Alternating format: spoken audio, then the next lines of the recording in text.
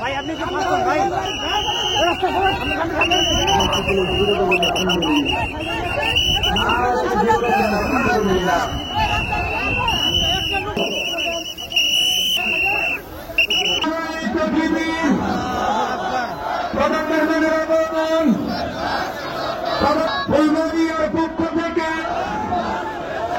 আজকে মোনাজাত করে গুনাহ মাফ করে নিষ্পাপ বেহেশতি আল্লাহওয়ালা হয়ে বাড়ি যেতে চাই। কারা কারা হাত তুলে আল্লাহ তাআলাকে দেখা